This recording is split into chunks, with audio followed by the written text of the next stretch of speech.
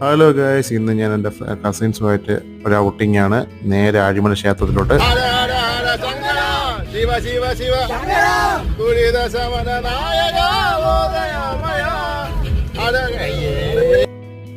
അങ്ങനെ ഞങ്ങൾ ആഴിമല ക്ഷേത്രത്തിലെത്തി. അവിടെ എത്തിയിട്ട് ഞങ്ങളവിടെ പോയി തൊഴുതിനവിടെ ശിവന്റെ വിഗ്രഹമൊക്കെ കണ്ട് കുറേ ഫോട്ടോസ് എല്ലാവരും എടുത്തു. പിന്നെ അവിടെ നിന്ന് ഞങ്ങൾ പതുക്കെ വെള്ളമൊക്കെ കുടിച്ചിട്ട് നൈസ് അവിടെ നിന്ന് ഇറങ്ങി നേരെ അടുത്ത് പോയത് കോവളത്തോട്ടാണ്.